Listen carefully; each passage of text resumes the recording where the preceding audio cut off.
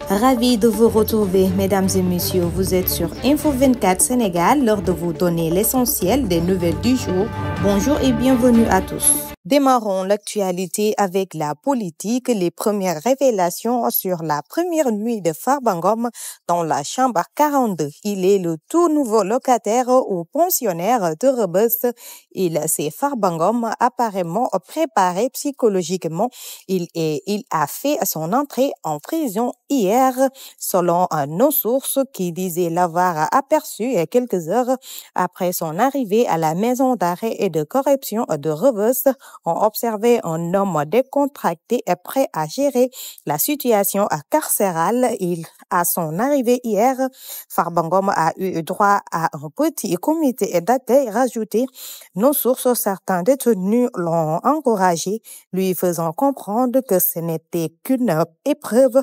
Farba Ngom ne devrait d'ailleurs pas avoir de difficulté à s'intégrer. Il loge à la chambre 42, la même que Lat Diop. S'il y a une chambre de la prison de Rebeuss qui commence à être bien connue des Sénégalais en raison de nombreuses autorités et anciens régimes qui ont séjourné, c'est bien la chambre 42. Le commissaire Cheikhna Kouyaté élargi il y a quelques mois. Il y a des détenus de même que Moustapha Diakhaté, Lat Diop et toujours tout comme Khadim Ba de Locar Afrique. Bataille judiciaire, Farba Ngom essuie une première défaite à Rebeuss. Le cas Farba Ngom, désormais sous mandat de dépôt, est marqué par une série de rebondissements judiciaires, notamment en ce qui concerne l'introduction de son dossier médical dans la procédure judiciaire lorsque ses avocats espéraient obtenir une liberté provisoire pour leurs clients en utilisant l'argument de son état de santé.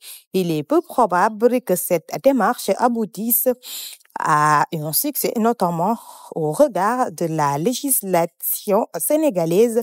Selon la législation sénégalaise, le dossier médical d'un détenu peut être pris en compte dans certaines procédures, mais son efficacité pourrait obtenir un transfert pour une libération. Le cas Farba Ngom, désormais sous mandat de dépôt, est marqué par une série de rebondissements judiciaires, notamment en ce qui concerne l'introduction de son dossier médical dans la procédure judiciaire lorsque les avocats espéraient obtenir une liberté provisoire pour le client en utilisant l'argument de son état de santé.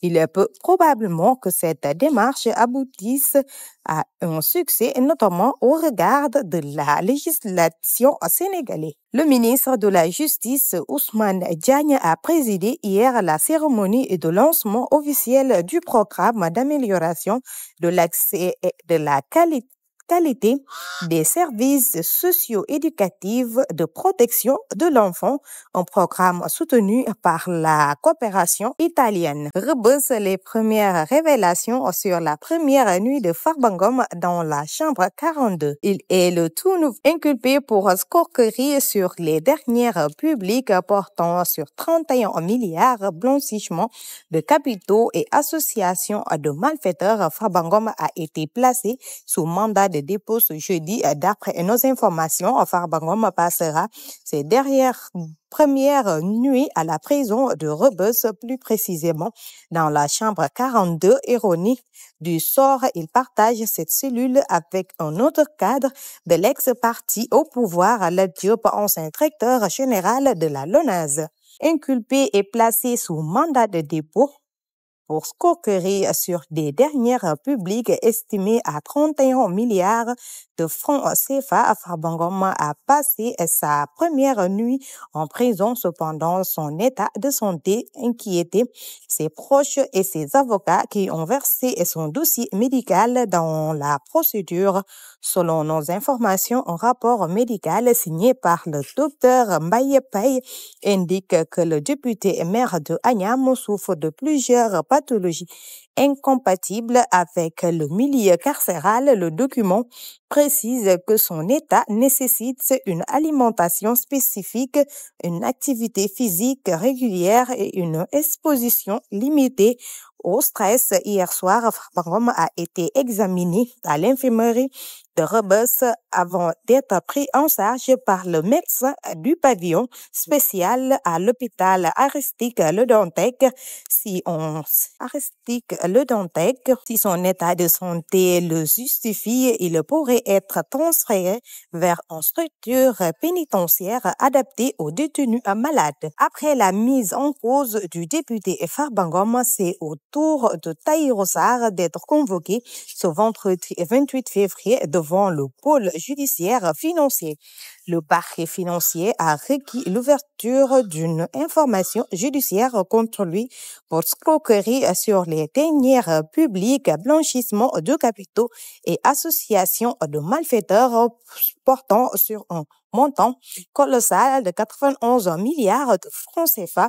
Cette nouvelle convocation marque une intensification des enquêtes sur les malversations financières présumées et met en lumière l'ampleur des dossiers en cours qui échouent la sphère politico-économique du Sénégal.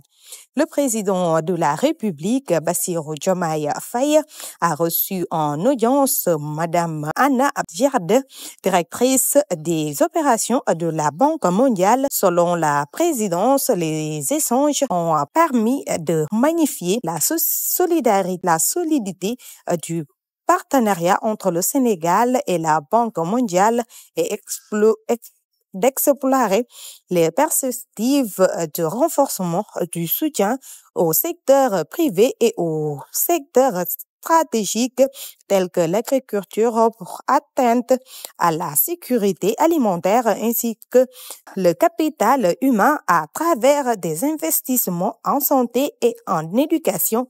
D'après la même source, la Banque mondiale a réaffirmé son engagement à accompagner la mise en œuvre des projets de la vision 2050 et a salué l'exercice de transparence du Sénégal à travers la publication du rapport de la Cour des comptes. Le ministre de l'Hydraulique et de l'Assainissement, directeur Cheikh Tidiane Dièye, a effectué une visite de terrain ce jeudi 27 février à Touba pour évaluer l'état d'avancement des travaux de drainage des eaux pluviales et d'approvisionnement en eau potable.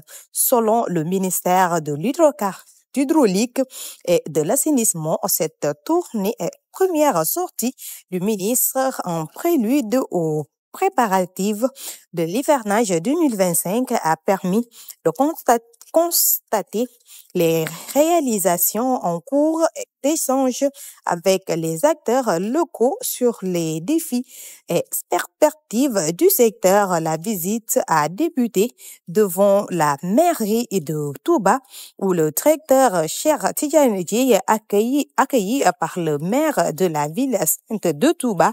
Les autorités administratives a pu observer un site exposé à la risque d'inondation. Des travaux sont en cours pour y installer les électropompes de 300 mm3 par hectare et des conduites permanentes de drainer les eaux vers la station de Touba Sakanam.